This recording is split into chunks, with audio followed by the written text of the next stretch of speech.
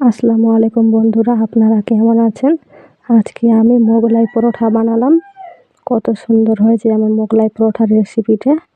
খেতে দারুণ লাগলো, দুর্দান্ত একটা রেসিপি। আমি এখন রেসিপিটা তৈরি করব। আমি এখানে ময়দা নিয়ে নিয়েছি পরিমাণ মতো।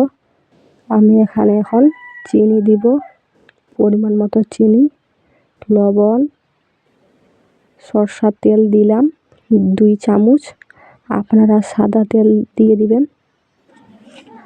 হাত দিয়ে এখানে আমি ভালো করে এটাকে মেখে নিব।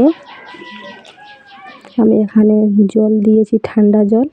আমি এটাকে এখনকার ভালো করে মেখে নিয়ে এখন ডো তৈরি করে নিব। আমি সরষার তেল দিয়ে ভালো করে মেখে নিয়ে এটাকে আমি এখন রেস্টের জন্য রেখে দিব 30 মিনিট।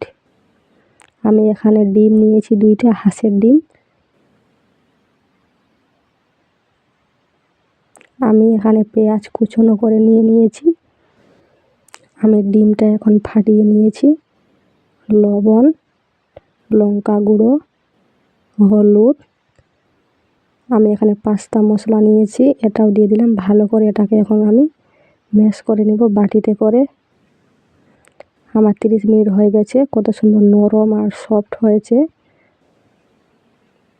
আমি এটাকে এখনকার তেল দিয়ে ভালো করে রুটি তৈরি করে নেব বড় সাইজের, যতটা হয় বড় সাইজের। আমি এখানে দিয়ে দেব চামচে করে, ভালো করে চামচ দিয়ে ছড়িয়ে দিব। আমি এইভাবে করে মুখগুলো বেঁধে দিলাম যেন ডিমটা না পড়ে।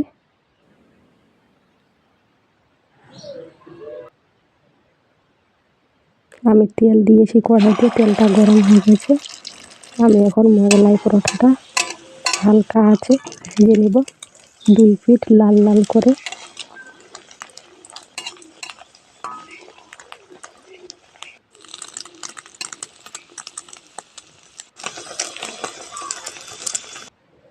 আমি এখন একে একে সবগুলাই ভেজে নিব।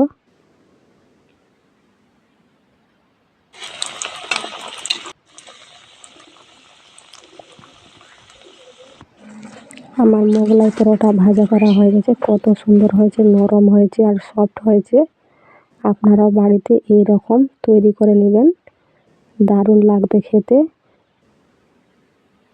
দুর্দান্ত একটা রেসিপি, আপনারা অবশ্যই ট্রাই করে দেখবেন মোগলাই পরোটা, দারুণ লাগবে খেতে। আজকের ভিডিও